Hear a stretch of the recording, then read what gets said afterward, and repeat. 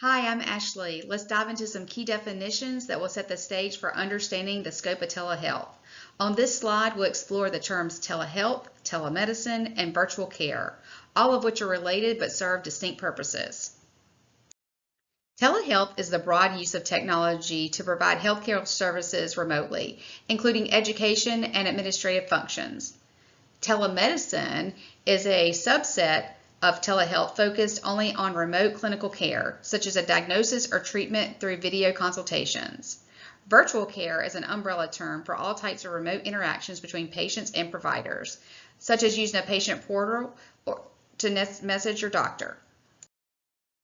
Telehealth bridges access gaps for rural and underserved populations, allowing patients to connect with specialists without long trips. It increases convenience, such as parents attending their child's checkup from home. Telehealth was essential during COVID-19, allowing patients to continue mental health therapy remotely, which was very important. Telehealth lowers costs by preventing unnecessary ER visits, such as managing asthma remotely. It supports chronic disease management like heart failures, patients using home devices to send home daily readings. It also improves care coordination among providers using shared telehealth systems. Many low-income families still lack broadband, preventing them from participating in video visits. Some patients have low e-health literacy, such as older adults struggling to use telehealth platforms. Historic red lines has left certain communities with inadequate internet infrastructures. Reimbursement challenges discourage some providers from offering telehealth if payments are lower. Licensure laws prevent providers from treating patients in other states without additional licensing. Prescription regulations, especially for controlled substances like opioids, restrict what can be done via telehealth.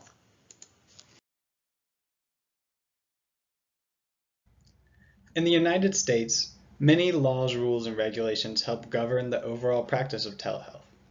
Being one of the newer tools that we're using to care for patients, there's still pretty regular changes as we get more used to the technology and better understand it.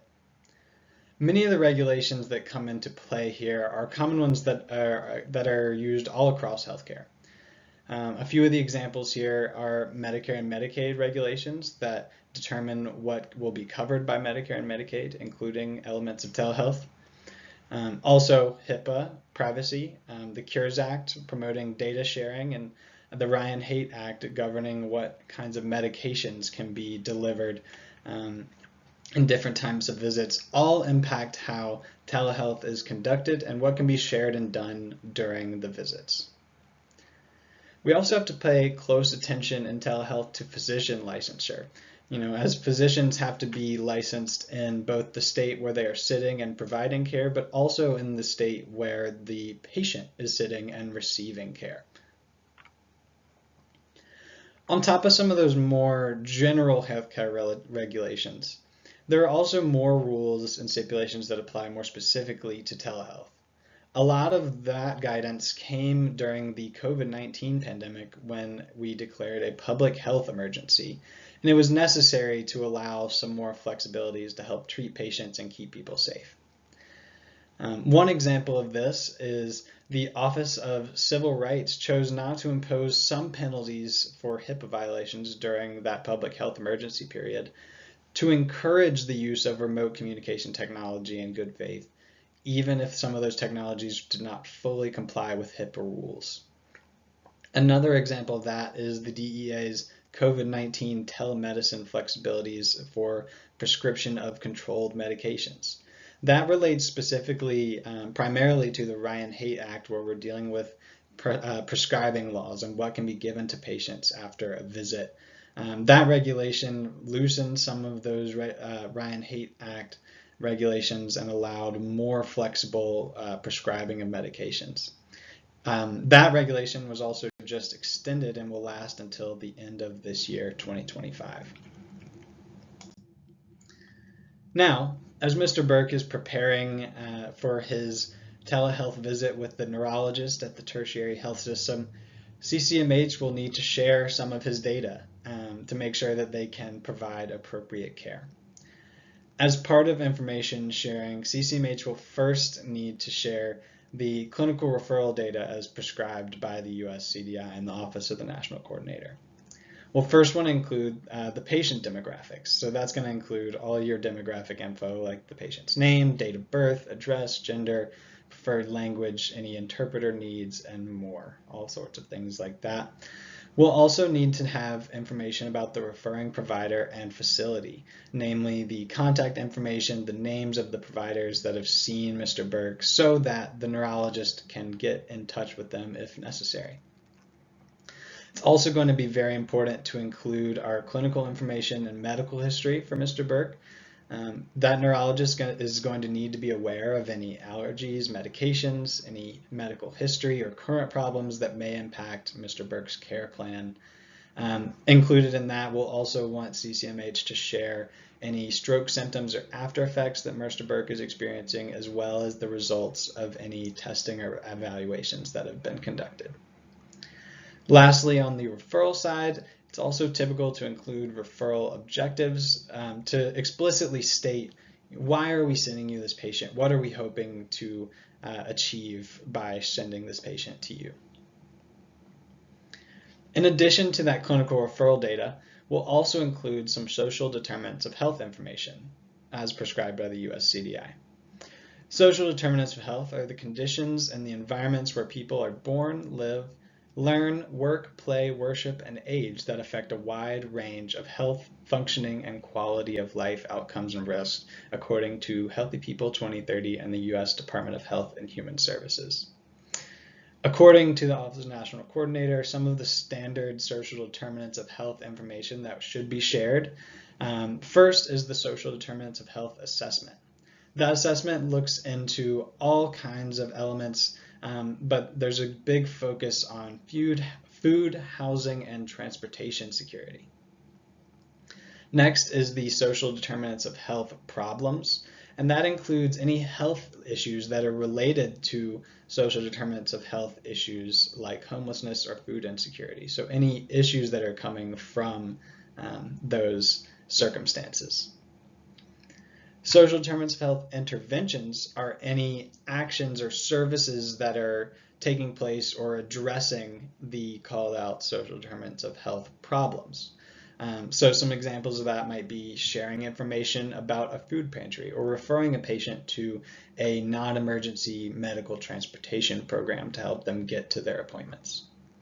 And lastly, we'll include social determinants of health goals that identify the desired future state of any of those same listed problems, so where we're trying to go. So there are many ways that physicians and other healthcare workers can take action on the social deterrence of health at the patient and community levels. So types of disadvantages that they will encounter will vary and will not always be obvious just by looking at the patient. So for example, single mothers, isolated older people, which is me, older people who don't have frequently get visitors, maybe their family are far away, couch surfers, people with mental health or addiction problems. Now, physicians can better support patients faced with these social challenges by asking their social history. Physicians who know how to ask about social challenges are statistically more likely to report helping their patients work through some of these issues.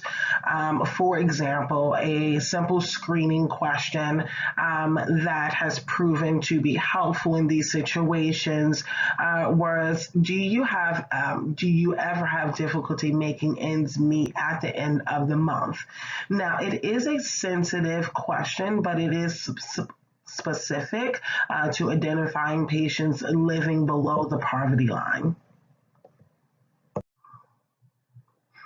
So in March of 2020, the Office of Civil Rights issued the telehealth notifications to help expand remote healthcare services during COVID-19, which was a public health emergency.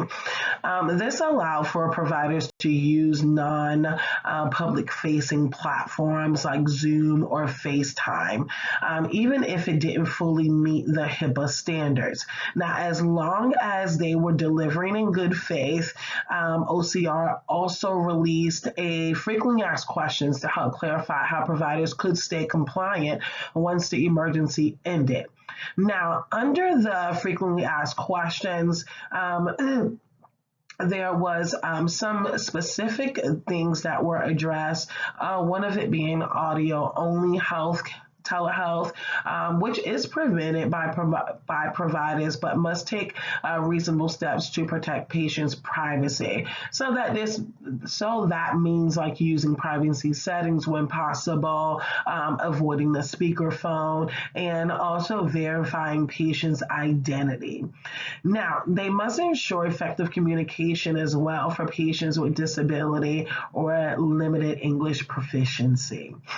So this was one of the ways that the Office of Civil Rights was able to expand on remote healthcare access during a public health emergency. Health-related social needs is specific to an individual, and when unmet, these adverse social conditions does contribute to poor health outcomes. Now, for example, in Mr. Burke's case, he had to choose between getting dinner or food or his medication. Now, when these needs are unmet, it can lead to really bad health outcomes, particularly for children and adults at high risk for poor health outcomes and for people in underserved communities. CMS supported states in addressing these issues. These initiatives also included coverage for clinically appropriate and evidence-based needs and services. So in early 2023, CMS gave states guidance on how to use Medicaid to support people's health-related social needs. One option was called in lieu of services, which lets states offer alternatives like housing support or nutrition assistance in place of traditional medical services under the state plan. So these services must still be must meet the clinical standards and be cost effective. These initiatives also allow states to test broader approaches to addressing these needs, and as of late 2023, 7 states had approved to cover evidence-based housing and food services through this pathway to improve access to care. Now, it did not replace any existing services, but it complemented it.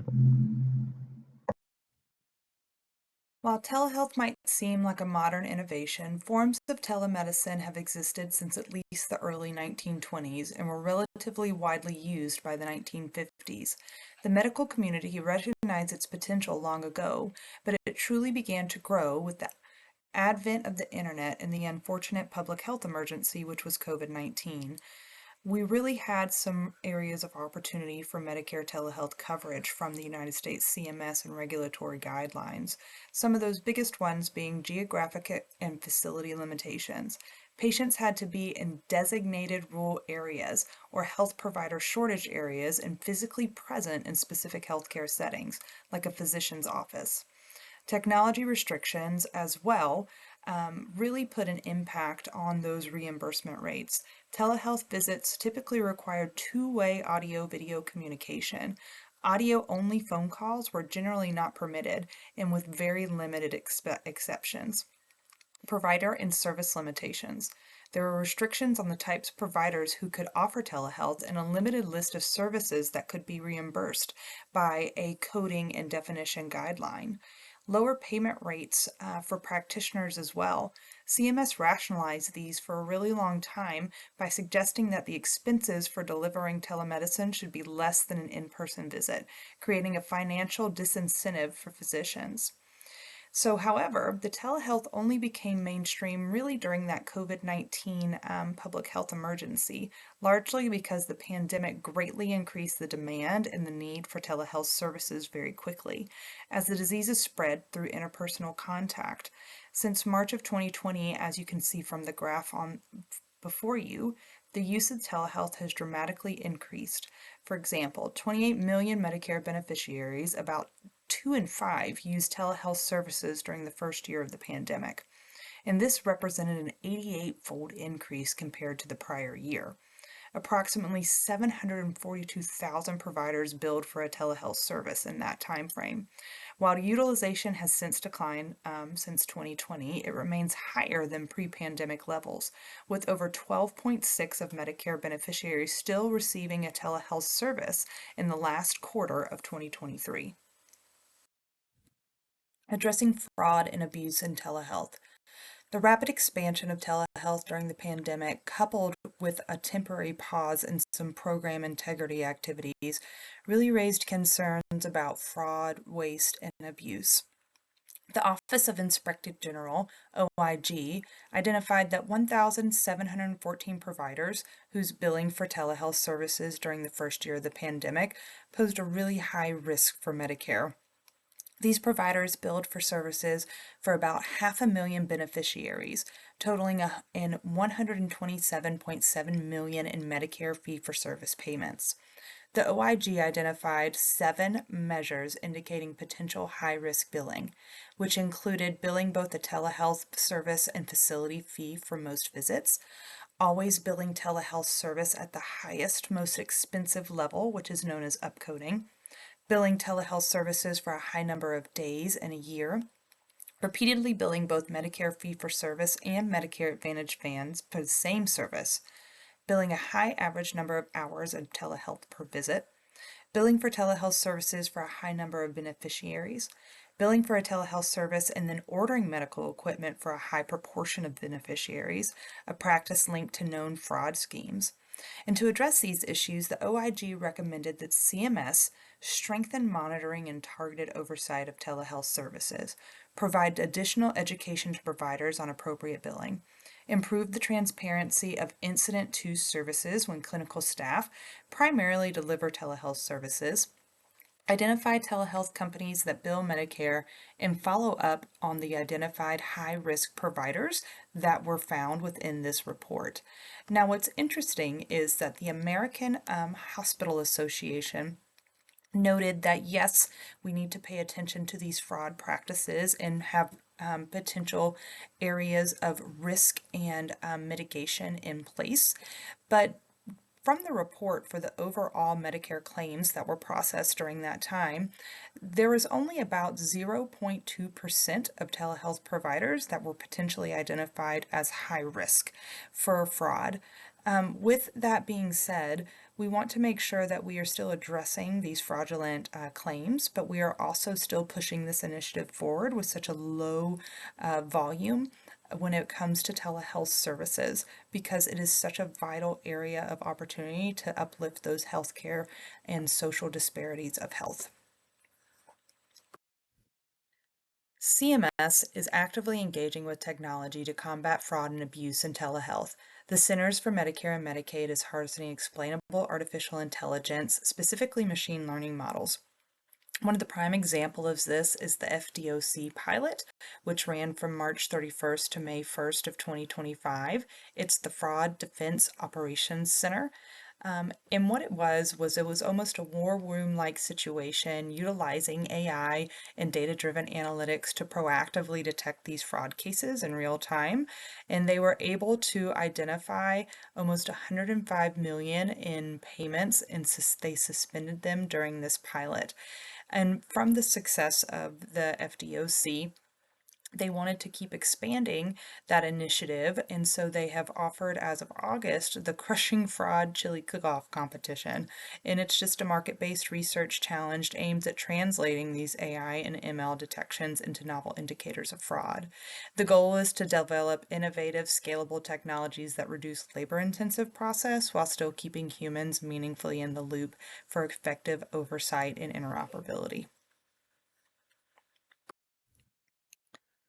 A significant risk facing telehealth is the telehealth policy cliff that is looming before us, where important flexibilities granted during the pandemic will expire without congressional action. Many temporary waivers extended by the American Relief Act are set to expire on September 30th, 2025, risking a negative impact on patient access. The impact on patients could be severe. There will be immediate drop in access to care for many patients if pre-pandemic restrictions return. Patients in rural and underserved areas, those with limited digital literacy, and older Medicare beneficiaries who rely on audio-only services will be particularly affected if these options are not permanently covered. The continued lack of broadband infrastructure in many rural areas, affecting over 22% of rural Americans, further exacerbate access challenges for these populations. The American Hospital Association urges Congress and other agencies to make these critical telehealth flexibilities permanent. The AHA's position is outlined in their telehealth advocacy agenda, which includes permanently adopting expanded access to telehealth. This involves lifting geographic and originating site restrictions, allowing rural health clinics and federally qualified health centers to serve as distant sites, expanding eligible practitioners, removing arbitrary in-person visits requirements for behavioral health, and allowing audio-only telehealth services to continue. Expanding the telehealth workforce includes codifying virtual supervision flexibilities, removing barriers to cross-state licensure, and eliminating dangerous reporting requirements like provider home addresses. Ensuring fair and adequate telehealth reimbursement means having appropriate reimbursement necessary to cover personnel, technology, and office space costs associated with virtual care, thereby preserving the increased access. Supporting telehealth for rural and medically underserved areas. This requires cross-agency collaboration for training and infrastructure investment, broadband, Wi-Fi, smartphones to support digital literacy. It also advocates for a streamlined special registration process to waive in-person visit requirements for prescribing controlled substances. Telehealth is the change. It is the wave that we are going in America, the digitalization revolution. And without the proper backing for telehealth and without the congressional support, we'll continue to have the disparities that we see within the United States, and poor outcomes will continue to be a burden on all hospitals and all patient care that we see within the healthcare sector today.